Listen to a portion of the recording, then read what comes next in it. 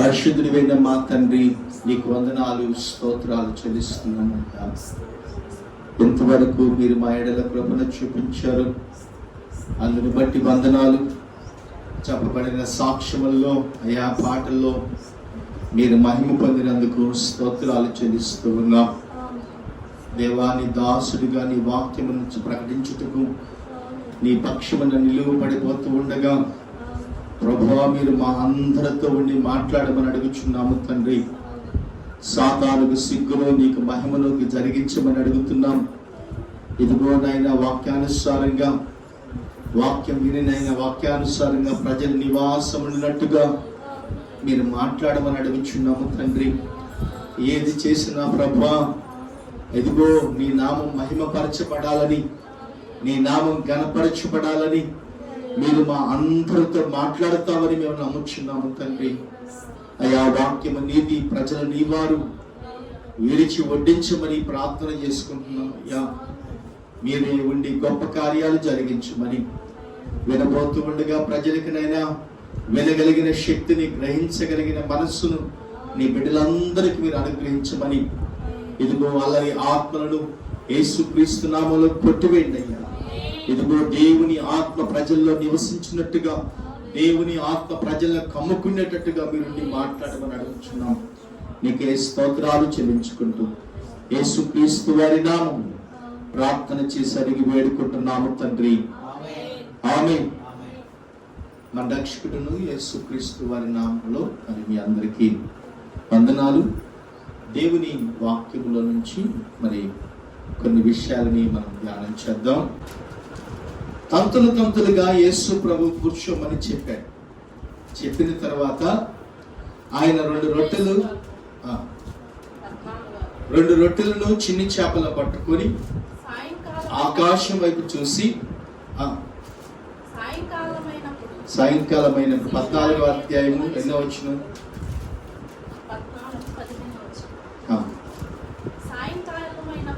సాయంకాలమైనప్పుడు ఇది అరణ్య ప్రదేశము కనుక ఈ జనులు గ్రామములోనికి వెళ్ళి భోజన పదార్థములు కొనుక్కొనుటకై వారిని పంపివేయమని శిష్యులు చెప్తున్నారు. యేసు ప్రభు చెప్తున్నాడు, వారు వెళ్ళనక్కర్లేదు, మీరే వారికి భోజనం పెట్టాలని యేసు ప్రభు వారితో చెప్తున్నాడు. వారు ఇక్కడ మన యొద్ద 5 రొట్టెలు 2 చిన్న చేపలు తప్ప ఏమీ లేవని ఆయనతో చెప్పిరి. అందుకు యేసు ప్రభు చెప్తున్నాడు, ఇదిగో వాటిని నా యొద్దకు తీసుకుని రండి, పచ్చిక మీద కూర్చుండుడని జనులకు ఆజ్ఞాపించి ఆ 5 రొట్టెలను 2 చేపలు పట్టుకొని ఆకాశం వైపు కన్నులెత్తి ఆశీర్వదించి ఆ రొట్టెలను విరిచి శిష్యులకు ఇచ్చెను. ఆమేన్. యేసు ప్రభు వాక్యములో రాయబడుతుంది.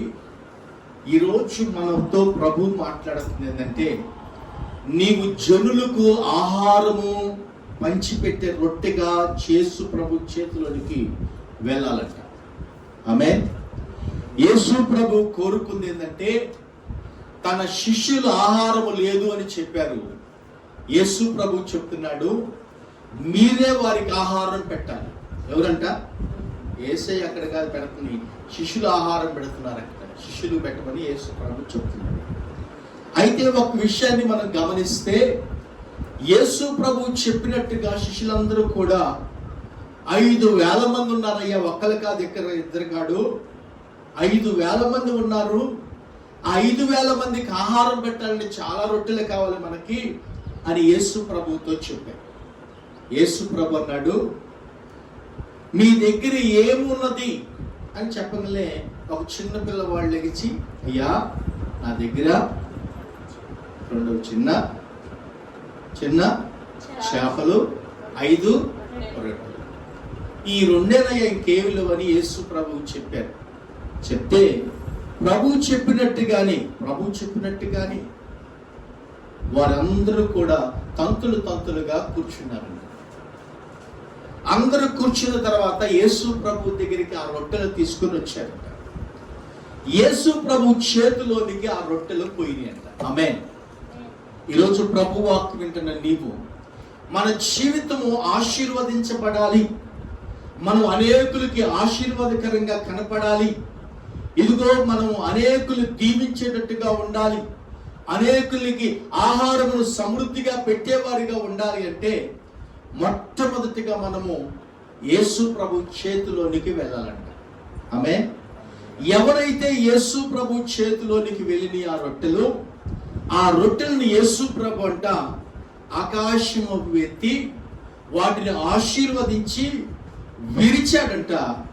విరిచిన తర్వాత అవి అనేకులకు రొట్టెలుగా మార్చబడి అంట. ఆమేన్.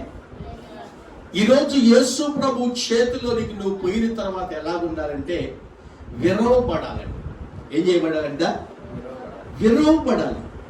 విరవబడకపోతే రొట్టె ఆశీర్వాదకరంగా మార్చబడుతుంది.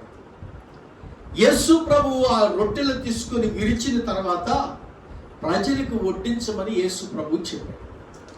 ఈరోజు యేసు ప్రభు చేతిలోనికి నువ్వు వచ్చిన తర్వాత ఎలా ఉండాలంటే యేసయ్య చెప్పినట్టుగా, యేసు ప్రభు విరిచినట్టుగా నువ్వు విరవబడాలి. యేసు ప్రభువు కూడా తండ్రి చిత్తానికి అప్పగించుకున్నాడు. అవునా?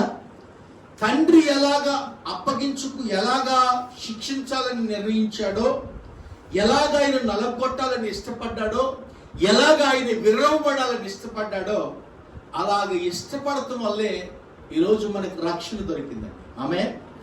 యేసు ప్రభు ఎలాగ అప్పగించుకున్నాడో ఈరోజు నీవు కూడా యేసు ప్రభు చేతిలోనికి ఎలాగెళ్ళాలంటే విరవబడటానికైనా ఇష్టపడిపోవాలి. బైబిల్లో అపోస్తలుడైన పౌలును మనం చూడగలిగితే తండ్రి చేతికి అప్పగించుకున్నాడు. యేసయ్య చేతికి పౌలు ఎలా అప్పగించుకున్నాడంటే వారు శ్రమపరచబడటానికైనా, నలగగొట్టబడటానికైనా, రాజుల ఎదుట నిలువబడటానికైనా యేసు ప్రభువుకు తన జీవితాన్ని అప్పగించాడు.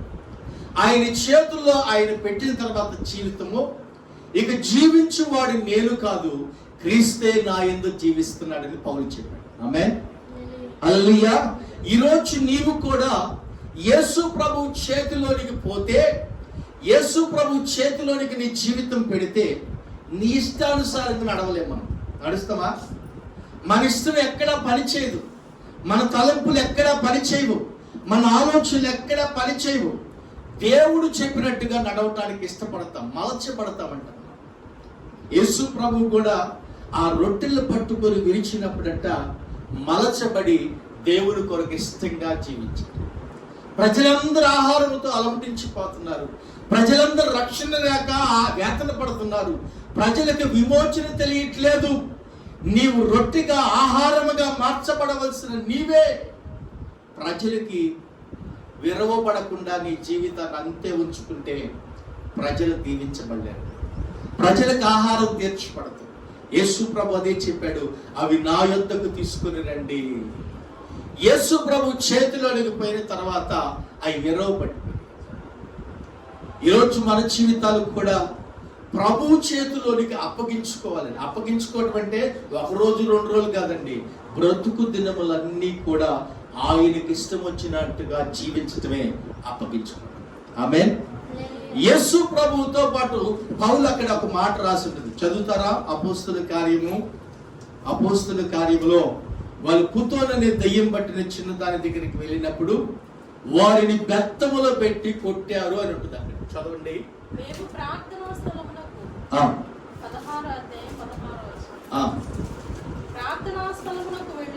ప్రార్థనా స్థలమునకు వెళ్ళుచు ఉండగా ఏ దయ్యం పట్టిందంట? పుతోనని దయ్యం పట్టిన చిన్నది సోది చెప్పుట చేత తమ యజమానులకు బహులాభము సంపాదించి పెడుతుందంట. ఆమె పౌలును 19వ వచనం చదువుతున్నాం. ఆమె జనులను, ఆమె యజమానులు తమ లాభ సాధనము తమ లాభ సాధకమైనది కూడా పోయినని చూసి పౌలును శీలను పట్టుకొని గ్రామపు చావటిలోనికి అధికారుల యొద్దకు ఈడ్చుకొని వెళ్ళింది. అంతటా న్యాయాధిపతుల యొద్దకు వారిని తీసుకొని వెళ్ళి ఈ మనుషులు యూదులై ఉండి రోమీలమైన మన మీద అంగీకరించుటకై కూడని ఆచారములు ప్రచురించుచు మన పట్టణమును గలిబిలి చేయుచున్నారని చెప్పి అప్పుడు జనసమూహం వారి మీదకు దుమ్మిగా వచ్చింది. న్యాయాధిపతులు వారి వస్త్రములు లాగి వేసి వారిని పెత్తములతో కొట్టిరి, ఆజ్ఞాపించింది. దేని పెట్టి కొట్టబడ్డారు? ఇప్పుడు ప్రభువులకు అప్పగించుకున్నారు. వాళ్ళు ఎలా అప్పగించుకున్నారంటే, ఇదిగో మా దేవుని కోసము ఎంత శ్రమైను అనుభవించడానికి అప్పగించుకున్నారు. ఈరోజు నీవు కూడా దేవుని చేతిలోనికి నీ జీవితాన్ని అప్పగించుకుంటే, ఒక రొట్టెలాగా నువ్వు అప్పగించుకుంటే ఆయన నిన్ను విరుస్తాడంట. విరిస్తే నువ్వు ఆశీర్వదించబడతావు. ఈరోజు మనం విరవబడకుండా ఆహారము కావాలని అనుకోలేము, విరవబడకుండా ఆశీర్వాదం రాదు, విరవబడకుండా దీవించబడలేము. మనం విరవబడాలంట. అపోస్తుడైన పౌలు అంటున్నాడు, దేవుని చేతిలోనికి వెళ్ళి విరవబడటానికి ఇష్టపడ్డాడు, నలగొట్టబడటానికి ఆయన ఇష్టపడ్డాడు. ఆయన ఎలాగ ఇష్టపడ్డాడంటే, ఇదిగో అనేక శ్రమల ఇబ్బందులకైన అపోస్తుల కార్యము 9వ అధ్యాయం ఒకసారి మనం చదువుకుంటే అక్కడ ఉంటది. అపోస్తుడైన పౌలు గురించి దేవుడు అననీయాతో చెప్తా ఉంటాడు, అతడు రాజుల ఎదుటను అధికారుల ఎదుటను నా నిమిత్తము 16వ వచనం చదువుకున్నాం. అతడు నా నామము కొరకు ఎన్ని శ్రమలైనను అనుభవించవలెనో నేను అతనికి చూపిస్తాను. ఏదంట? శ్రమల పడటానికి దేవుడు పౌలు చూపిస్తానని చెప్తున్నాడు. ఈరోజు నీ జీవితంలో కూడా శ్రమలకైనా, ఇరుకుకైనా, ఇబ్బందికైనా, ఎన్ని శ్రమల పడటానికైనా దేవుని సన్నిధిలో విరవబడటానికి ఇష్టపడితే అక్కడ మాటలు రాసింది. చదివితే ఒక స్పష్టంగా ఉంటుంది. చదువుదాం. ఒక మాట కింద వచ్చిన, అతడు నా నామము కొరకు ఇతడు నా నామము కొరకు ఎన్ని శ్రమలైన అనుభవించవలెనో నేను అతనికి చూపుతున్నని అతనితో చెప్పెను. ఎన్ని శ్రమల కోసమైనా అనుభవించడానికి ఇష్టపడుతున్నాడంట పౌలు.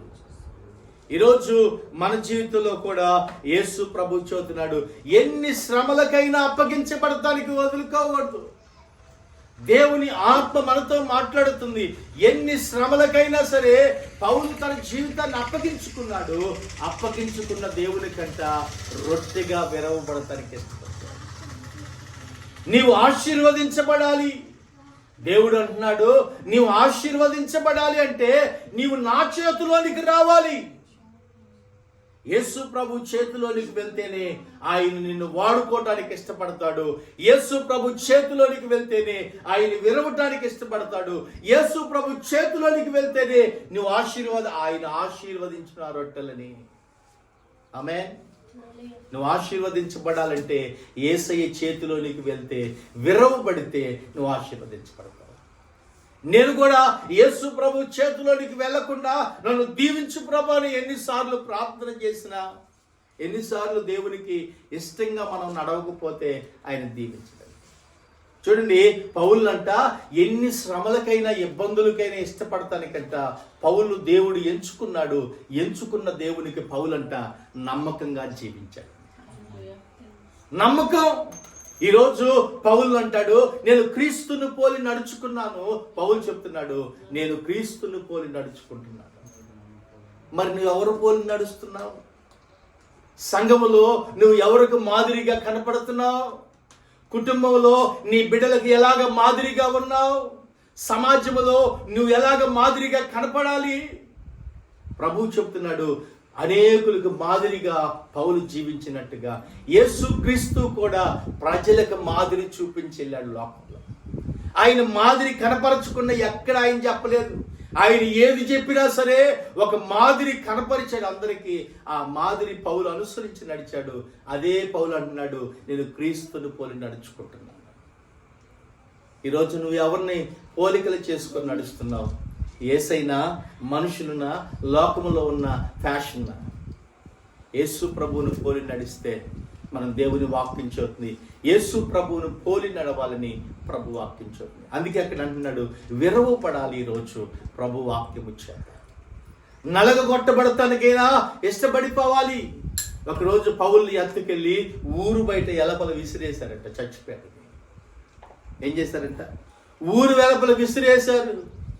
పౌలు చచ్చిపోయాడని చెప్పి ఊరు వెలపల ఈడ్చుకొని ఎత్తుకెళ్ళి బయటపడేస్తే దేవుని ఆత్మ మళ్ళీ పౌలులోకి వచ్చిందంట. దేవుని ఆత్మ తను బ్రతికించి, పౌలా లే, నువ్వు రాజుల ఎదుట సాక్ష్యం చెప్పడానికి కావాలి. అపోస్తలుల కార్యంలో మనం చూడగలిగితే 27-28 అధ్యాయంలో అక్కడ ఓడ ఎక్కి వెళ్తున్నప్పుడు అక్కడ ఓడలో ప్రభు మాట్లాడుతూ ఉంటాడు.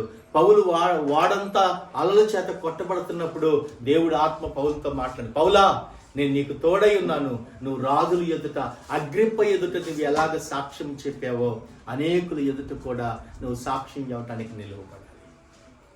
ఆమేన్. ఈరోజు మనము సాక్ష్యముగా ఉండటానికి ప్రభు మనల్ని ఎన్నుకున్నాడు. ఈరోజు సంఘానికి మాదిరికరంగా ఉండటానికి ఎన్నుకున్నాడు. ఈరోజు దేశానికి, ప్రజలకి మాదిరికరంగా ఉండటానికి ప్రభు మనల్ని ఎన్నుకున్నాడు. అయితే ఎన్నుకున్న దేవునికి మనం ఎలాగుండాలంటే నమ్మకత్వం కలిగి జీవించాలి. అందుకే అక్కడ అంటాడు అపోస్తలుల కార్యంలో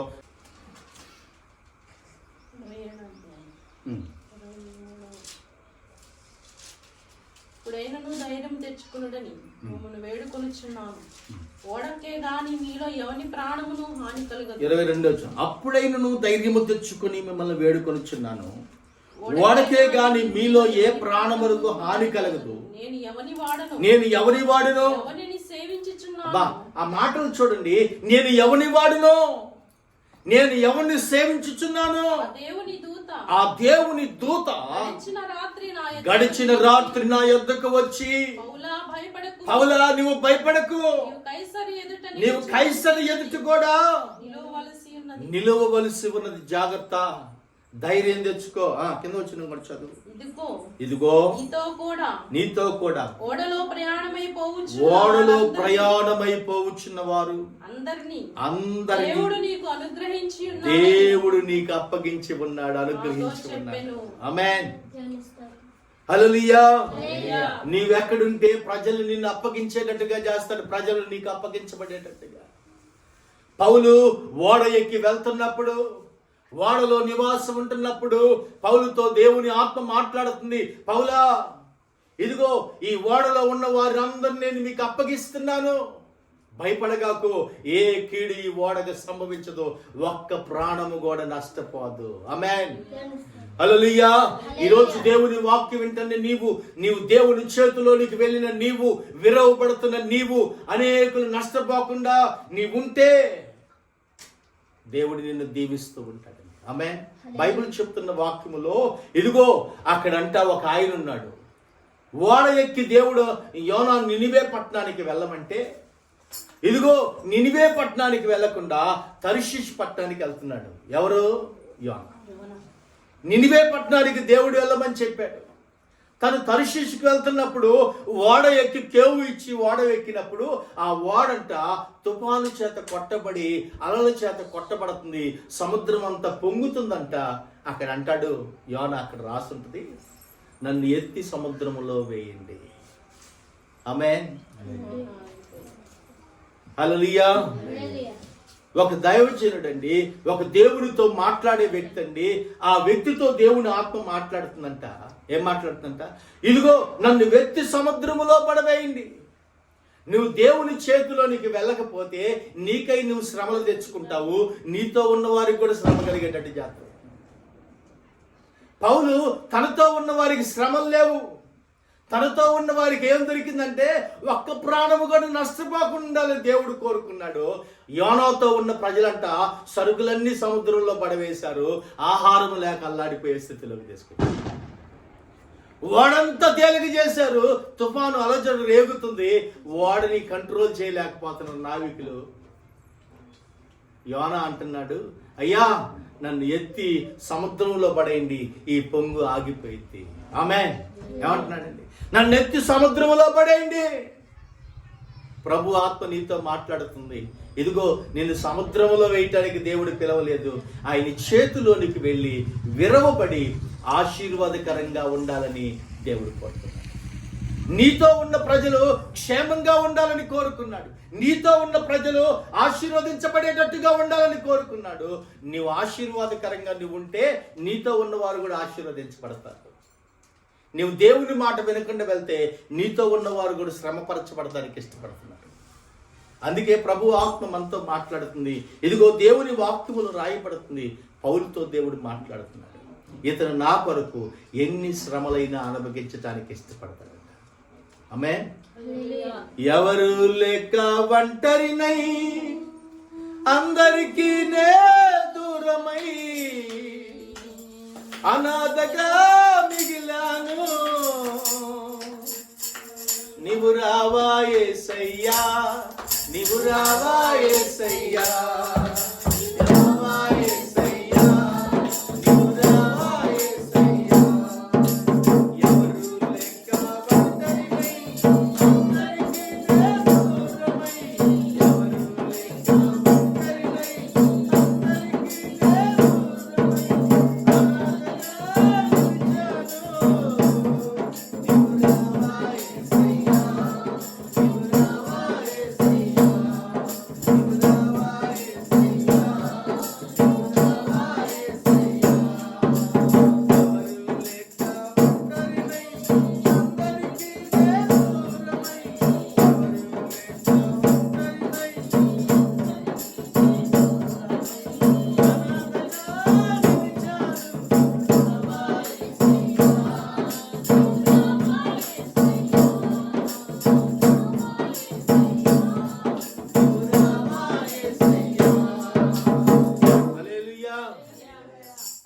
మత్తయి సువార్త 8వ అధ్యాయము ఒకసారి మనం చూద్దాం. బైబిల్ గ్రంథంలో మత్తయి సువార్త 8వ అధ్యాయము 22వ వచనాన్ని ఒకసారి మనం చదువుకుందాం. యేసు అతనిని చూసి నన్ను వెంబడించుము, మృతులు తమ మృతులను పాతి పెట్టుకొని చెప్పెను. యేసు ప్రభు చెబుతున్నాడు, నీ వచ్చి నన్ను వెంబడించు. యేసు ప్రభు దగ్గరికి వచ్చాడు అతను. అయ్యా నేను చిన్నప్పటి నుంచి అన్ని చేస్తున్నాను అయ్యా, అయ్యా నేను చిన్నప్పటి నుంచి అన్ని చేస్తున్నానయ్యా. అందుకని ఆయన గొప్పవాడు అనిపించుకోవాలని ప్రభు దగ్గరికి వచ్చాడు. అతను ఏమనిపించుకోవాలంట? గొప్పవాడు అవ్వాలని అనిపించుకోవడానికి వచ్చాడు. యేసు ప్రభు హృదయాలు ఎరిగినవాడు, అంతరంగరాలు ఎరిగినవాడు. యేసు ప్రభు అన్నిటిని చూడగలిగిన దేవుడు. యేసు ప్రభు దగ్గరికి వచ్చాడంటే ఇతను వచ్చి గొప్పవాడిగా అనిపించుకోవాలని ప్రజలందరూ ఎదురు అనుకునే యేసు ప్రభు అంటున్నాడు. అక్కడ మీరు చదివితే పైన వచనాలంటది, ఆ 18వ వచనం, యేసు తన యొద్దనున్న జన సమూహమును చూచి అద్దరికి వెళ్ళవలని ఆజ్ఞాపించెను. అంతటా ఒక శాస్త్రి వచ్చి, బోధకుడా నీవు ఎక్కడికి వెళ్ళినను నేను నీ వెంట వస్తానని యేసు ప్రభుతో చెబుతున్నాడు. అందుకు యేసు ఏదంట? నక్కలకు బోరియలను ఆకాశ పక్షులకు నివాసము కలవు గాని మనిషి కుమారుడు తలవాల్చుకున్నట్టుకైనా స్థలము లేదని అతనితో చెప్పెను. ఎందుకు యేసు ప్రభు ఆ మాటలు పలికాడంటే అతని హృదయంలో యేసయ్యకి స్థలం లేకుండా వచ్చాడు. యేసు ప్రభువుని ఇదిగో గొప్పవాడు అనిపించుకోవాలని అందరి ఎదుట యేసు ప్రభు నా గురించి చెప్పాలని అనుకున్నాడు. కానీ యేసు ప్రభు చెబుతున్నాడు, ఇదిగో ఆకాశ పక్షులకు మనిషి కుమారుడు తలవాల్చుట కొరకు స్థలము లేదు అతని దగ్గర. ఏ లేదంటే అతని దగ్గర యేసయ్య ఉండటానికి స్థలము లేకుండా ఉంది. అతను గొప్పలు చెప్పుకోవాలనే స్థలం పెట్టుకున్నాడు, కానీ యేసయ్యకి స్థలం ఇచ్చేటట్టు కనపడలేదు. అందుకే యేసు ప్రభు అంటున్నాడు, ఇదిగో నక్కలకు బొరియలు ఉన్నవి, ఆకాశ పక్షులకు నివాసం ఉంది, మనిషి కుమారుడిని యేసు క్రీస్తు తలవాల్చుటకు యేసయ్య పెద్ద పెద్ద ఇల్లు కట్టుకోవచ్చు మనం, యేసయ్య ఆ ఇంట్లో ఉంటానట్లేదు. పెద్ద పెద్ద మందిరాలు కట్టొచ్చు, ఆ ఇంట్లో ఉంటానని చెప్పట్లేదు. నీ హృదయములో యేసు ప్రభు ఉండటానికి ఇష్టపడుతున్నాడు. యేసయ్య మన హృదయములో ఉండటానికి ఇష్టపడుతున్నాడు. ఆయన మన హృదయములో ఉంటే ఎలాగుంటుందంటే క్రీస్తును పోలి నడుచుకోవటానికి, దేహము నలగబొట్టపడటానికైనా ఇష్టపడిపోయింది. ఆయన మన దేహములో ఉంటే ఎలాగుంటుందంటే క్రీస్తును పోలి నడుచుకోవడానికి ఈ దేహం మలచబడిపోయింది. వేరొక దానికోసం పరిగెత్తదు. ఒకవేళ పరిగెత్తు ఉన్నాడు. ఒక ఆయన దైవజనుడి దగ్గర నివాసం ఉన్నాడు. ఎవరు? గెహాజీ. ఎలీషా దగ్గర నివాసం ఉన్నాడు. ఎలీషా దగ్గర నివాసం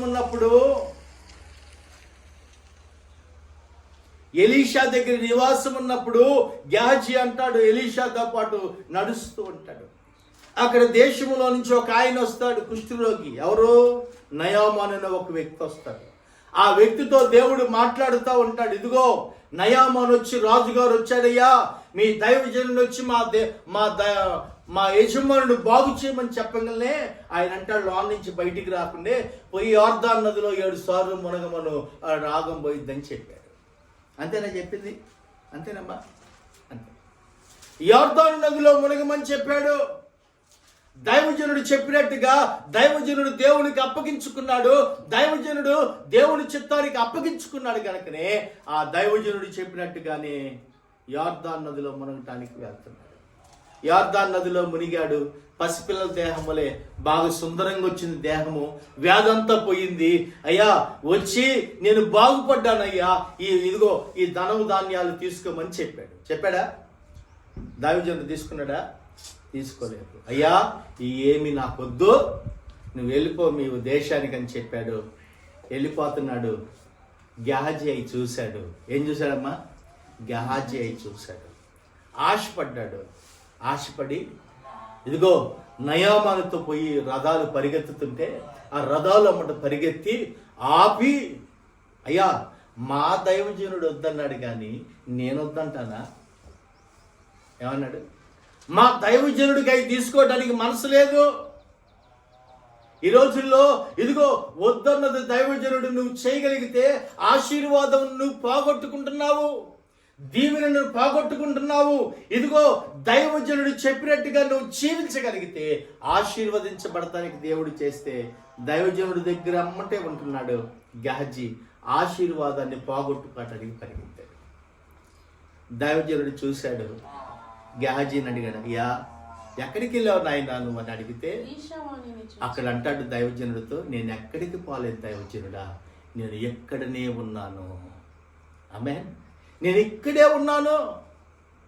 ఆ మాటలు చెప్పగానే దైవజనుడు మనసు అంట అతనితో పాటు వెళ్ళిందంట. ఇప్పుడు దైవజనుడు మనసు విశ్వాసంతో ఉంటుందా ఉండదా? చెప్పాలి. ఉంటుంది.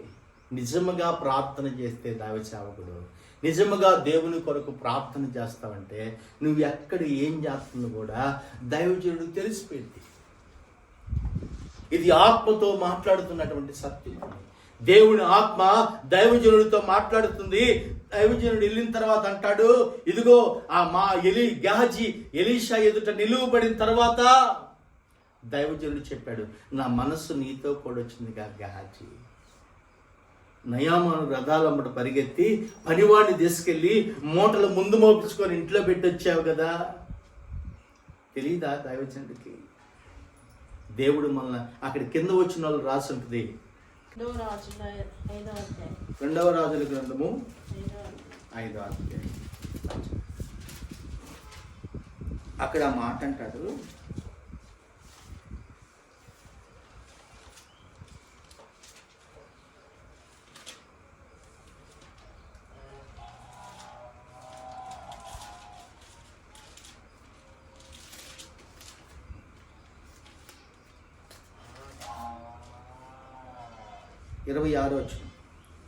అంతట ఎలీషా వానితో, ఈ మనుషుడు తన రథమును దిగి నిన్ను ఎదుర్కొనుటకు తిరిగి వచ్చినప్పుడు నా మనస్సు నీతో కూడా రాలేదా?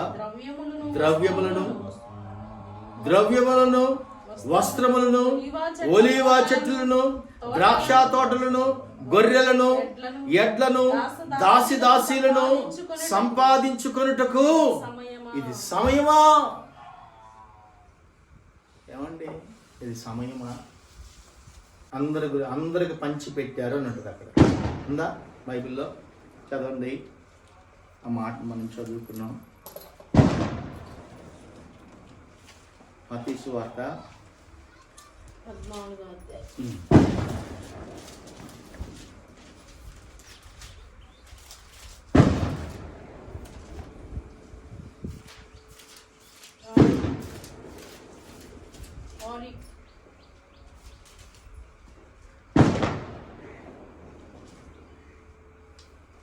పచ్చిక మీద కూర్చుండుడని జనులకు ఆజ్ఞాపించి 5 రొట్టెలు 2 చేపలను పట్టుకొని ఆకాశం వైపు కన్నులెత్తి ఆశీర్వదించి ఆ రొట్టెలను విరిచి శిష్యులకు ఇచ్చెను.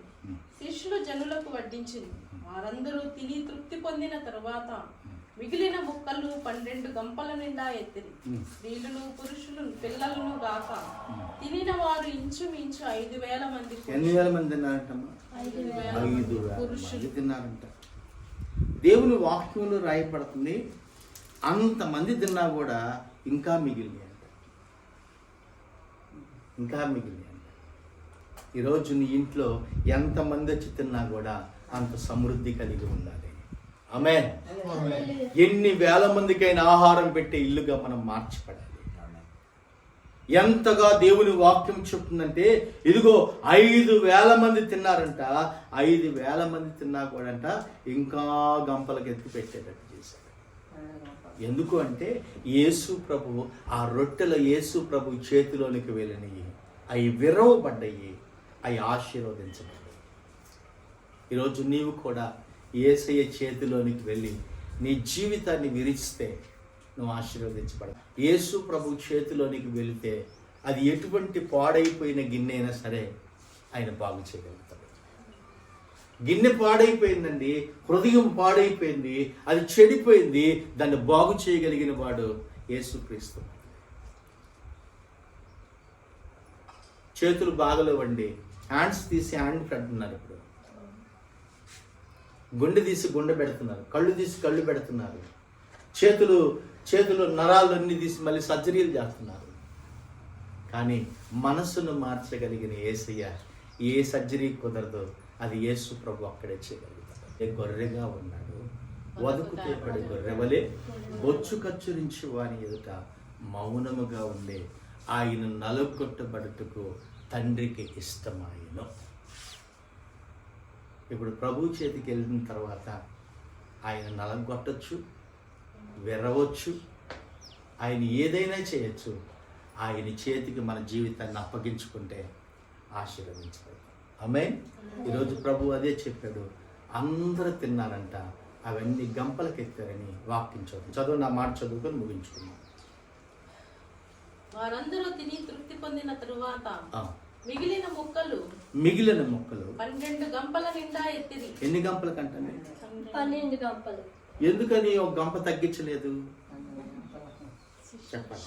శిష్యులు 12 మంది, మంచిదే. యేసు ప్రభు శిష్యులు 12 మంది.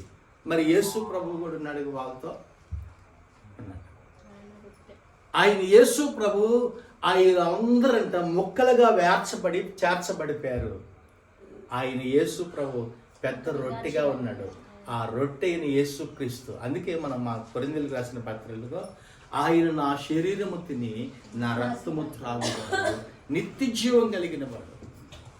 ఆయన శరీరము, ఆయన రొట్టెండి.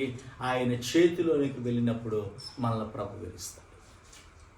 ఎన్ని రోజులు విరవపడకుండా, ఎన్ని రోజులు ఆయన చేతిలోనికి నీ జీవితం పెట్టకుండా నన్ను దీవించు ప్రభు నేను ప్రార్థన చేసిన ఉపయోగం లేదు. అందుకే ప్రభు చెప్తున్నాడు, ఆయన చేతిలోకి వెళ్ళిన రొట్టెలు చేపలు ఆశీర్వదించబడ్డాయి, 5,000 మందికి ఆహారంగా మార్చబడ్డాయి. 2 చిన్న చేపలే 5 రొట్టెలని 2 చిన్న చేపలని 5,000 మందికి ఎలాగ తినగలిగేటట్టు చేశారంటే ఆయన చేతిలోనికి వెళ్ళి విరవబడిన తర్వాత అవి ఆశీర్వదించబడతాం మొదలుపెట్టి. ఈరోజు మన జీవితంలో కూడా ఆశీర్వదించబడాలని ప్రభు మనం చూస్తున్నాడు. ఆమేన్. ఈరోజు మరి దేవుని చేతిలోనికి వెళ్దాం. నీ జీవితం దేవుని చేతిలోకి అప్పగించుకుందాం. అప్పగించుకున్న నీవు ఆయన చేతిలోకి వెళ్తే, విరవబడితే అనేకులకు ఆహారముగా మార్చి అనేకులు దీవెనికరంగా ఉండేటట్టుగా నిన్ను బట్టి ప్రభు చేయాలని కోరుకున్నాను. దేవుడు మరి చిన్న వాక్యము దీవించిన గాక. ప్రార్థన చేసుకుందాం, మోకరిద్దాం, ప్రభుని అడుగుదాం. ప్రభువా నీకు వందనాలయ్యా, స్తోత్రాలు చెల్లించుకుంటున్నాం అయ్యా. ఈరోజు వాక్యమును బట్టి మేము మాట్లాడుతున్న మాటలను బట్టి మీరు మాతో చెప్పారు ప్రభువా. 5,000 మందికి అవి రొట్టెలు విరవబడినాయి అంట అయ్యా. ఒక రొట్టె అయ్యా, 5 రొట్టెలను ఆయన ఎలాగ విరిచావో, ఎలాగ వడ్డించారో అయ్యా, నా జీవితం ఒక రొట్టెగా మీరు తయారు చేశారు నాయన. నేను నీ చేతిలోనికి వచ్చినప్పుడు నాయన నేను విరవబడాలంట. నా స్వభావం విరవబడాలి, నా ఆలోచనలు విరవబడాలి, నా తలంపులు విరవబడాలి అయ్యా. నేను విరవబడి రొట్టెగా ఉండి అనేకులకి ఆహారం పంచిపెట్టేటట్టుగా నా జీవితాన్ని మలుచు ప్రభువా. నీకు స్తోత్రాలు చెల్లించుకుంటున్నాను. ఈరోజు వాక్యము చేత మాతో స్పష్టంగా మాట్లాడావు. నీవు బోధించమన్నది మాత్రమే ప్రకటించాము అయ్యా. దేవుని చేతిలోనికి ఆ రొట్టెలు రాకపోతే ఆశీర్వాదకరంగా ప్రజలకి ఆహారం తీర్చే రొట్టెలుగా మార్చబడవవి. నేను కూడా ప్రభువా సంఘములో ఉండి నాయనా, క్రీస్తుకు నాయనా మాదిరికరంగా నేను జీవించాలని అయ్యా. నీ సన్నిధిలో నాయనా, నీ సన్నిధిలో నేను విరవబడిన రొట్టెగా మలచబడాలని. పౌలు దేవుని కొరకు నాయన నరగొట్టబడుటకు అయ్యా దేవుని కొరకు ఇష్టపడిపోయాడంట అయ్యా. శ్రమలకైనా ఇబ్బందులకైనా అయ్యా అనేకులు ఎదుటంట పౌలు మీరు వాడుకున్నారు కదా నాయన. అనేక పత్రికలు రాపించాడు, క్రీస్తును పోలి నడుచుకున్నాడు పౌలు. చెరసాల్లో ఉన్న మాదిరి మరిచిపోలేదు. చెరసాల్లో వేయబడ్డ పాటలతో గనపరచకుండా ఉండలేదు. చెరసాల్లో వేయబడ్డ ప్రార్థన చేయకుండా లేడు. నాకు ఇష్టం వచ్చినప్పుడు ప్రార్థన చేసే భక్తిని అయినా నాది. నాకు ఇష్టం వచ్చినట్టుగా నేను బ్రతికే జీవితం నాది. అది నీకు ఇష్టమైన భక్తిగా నేను చేయలేకపోయాను. ఈ రోజు నుంచి నాయన నీకు ఇష్టమైన భక్తి నాయన, నీకు ఇష్టమైనట్టుగా జీవించడానికి నాయన నీ చేతిలోనికి నా జీవితాన్ని అప్పగించుచున్నాను. శ్రమలైనా, ఇరుకైనా, ఇబ్బంది అయినా అయ్యా, కష్టమైనా, శోధనైనా నీ కొరకు విరవబడటానికి ఇష్టపడుతున్నానయ్యా. నలగొట్టబడటానికి ఇష్టపడుతున్నానయ్యా. ఇదిగో నీ చేతిలో రొట్టెగా రావటానికి ఇష్టపడిపోతున్నానయ్యా. నన్ను విరువు నాయన. అనేకులకి నాయన ఆహారము పంచిపెట్టేటట్టుగా, అనేకులకి క్రీస్తులోనికి తెచ్చేటట్టుగా ప్రభువా, సంఘాన్ని అభివృద్ధి పరచగలిగేటట్టుగా నాయన, సంఘానికి మాదిరికరంగా నా భక్తి జీవితం ఉండేటట్టుగా నన్ను మలుచుమని అడుగుతున్నానయ్యా. విరవబడి రొట్టెలు ఎప్పుడు ఎవరికి పనికిరాదయ్యా. అది చిన్న పిల్లోడి దగ్గర ఉంటే పనికిరాదు, బుట్టలో ఉంటే పనికిరాదు. నీ చేతిలో నీకు వచ్చినప్పుడు ఆ రొట్టె ఆశీర్వదించబడింది కదయ్యా.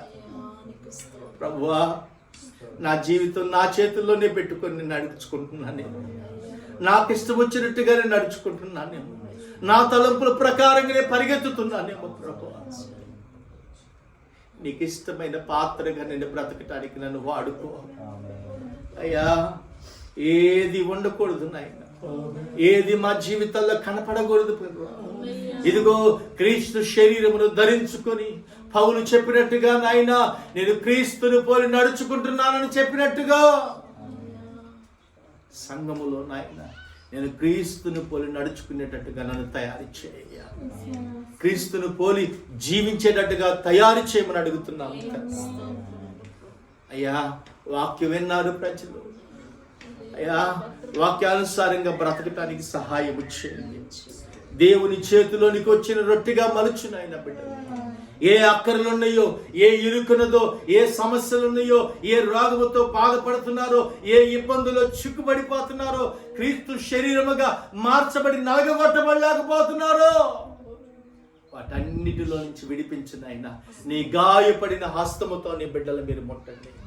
దేవా, నీ గాయపడిన హస్తముతో నీ బిడ్డలు ముట్టి తాకుమని ప్రార్థన చేస్తున్నాము తండ్రి. దేవా, నీకే స్తోత్రాలు చెల్లించుకుంటున్నాం. వాక్యమునైనా మీరు మాతో మాట్లాడారు అయ్యా. మేమందరము ప్రభువా నీ చేతుల్లోకి వచ్చిన రొట్టెలుగా మమ్మల్ని చేయండి అయ్యా. ప్రజలకు పంచిపెట్టినట్టుగా రొట్టెలనైనా మా జీవితాన్ని ప్రజలకు సాక్షార్థంగా కనపడేటట్టుగా మమ్మల్ని తయారు చేయమని అడుగుతున్నాం. అనేకులకు నాయనా సాక్షులుగా నిలువబడటానికి నాయనా, సంఘానికి మాదిరికరంగా ఉండుటకు నాయనా, క్రీస్తుకు నాయనా సువాసన కలిగిన పరిమళ తైలముగా చేయమని అడుగుతున్నాము. దేవా, నీకు స్తోత్రాలు చెల్లించుకుంటున్నాం. వాక్యము చేత మీరు మా అందరితో మాట్లాడారు. ఇంకా మాలో ఏదైనా లోపములుంటే దయతో నీ బిడ్డలో క్షమించమని అడుగుతున్నాం. వాక్యానుసారంగా నడుచుకొని ప్రభా, క్రీస్తుకు మాదిరికరంగా అయ్యా, సంఘానికి మాదిరికరంగా అనేకులకు ప్రభా క్రీస్తును పోలి నడుచుకునేటట్టుగా మమ్మల్ని స్థిరపరచమని ప్రార్థన చేస్తున్నాం.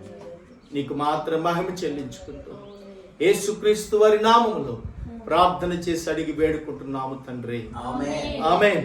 మన తండ్రి అయిన దేవుడు దీవెన, కుమారుడైన యేసుక్రీస్తు వారి కృప, పరిశుద్ధాత్మ దేవుడు అన్న సహవాసం సకల పరిశుద్ధులకు మనకును ఆయన కృపతోడై నడిపించును గాక. ఆమేన్. అందరికీ వందనాలు. దేవుని వాక్యం